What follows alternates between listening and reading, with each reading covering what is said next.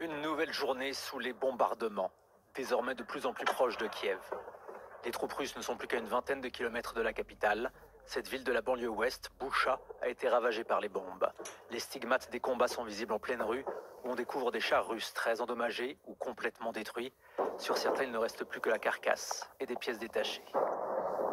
Des dégâts considérables aussi dans cette autre ville de la banlieue de Kiev, Irpin, située à 25 km au nord-ouest de la capitale, victime depuis plusieurs jours de frappes russes.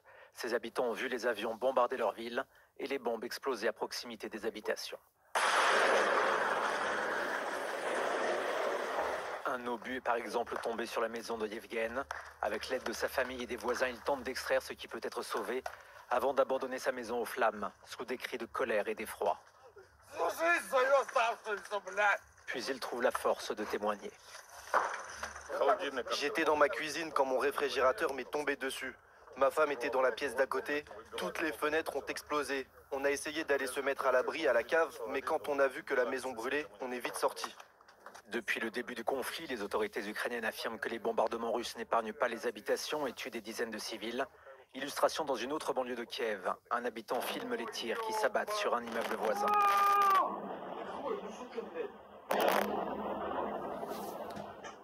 Des bâtiments résidentiels ont également été touchés à Tchernihiv, une ville située à 140 km au nord de Kiev. Les bombardements russes se sont abattus sur ces immeubles, faisant une cinquantaine de morts. Les habitants qui étaient restés sur place font part de leur sidération. Mes parents vivent ici, tout près. C'est difficile pour moi de parler. C'est un cauchemar. Comment est-ce possible? Regardez-moi ça. Une de mes amies vit ici avec ses enfants. Heureusement qu'elle a réussi à sortir. À l'est de Kiev, cette fois, les dégâts sont considérables à Jitomir, transformé en champ de ruines. Mais la résistance ukrainienne parvient parfois à entraver l'avancée des troupes russes. Comme sur cette route, ces hommes n'hésitent pas à tirer sur leurs ennemis.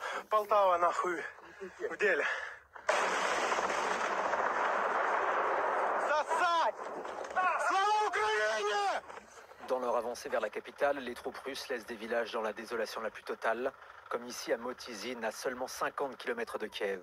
Cette famille fait ses valises pour tenter de fuir. Face à l'horreur qu'elle vient de vivre, Olena a du mal à retrouver ses esprits. J'ai eu très peur ces derniers jours. Mon cœur battait, je faisais des crises de panique. J'essayais de me calmer, mais vous n'avez pas envie de manger, pas envie de boire. À part rester assise, je ne pouvais rien faire. Avec cette progression par l'est et l'ouest, Kiev pourrait vite se retrouver prise en tenaille par l'armée russe. Les frappes se font de plus en plus proches, comme sur cet entrepôt situé non loin du centre.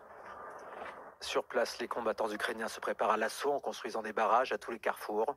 La nuit est désormais tombée, sans que ne cessent les sirènes d'alarme anti-bombardement.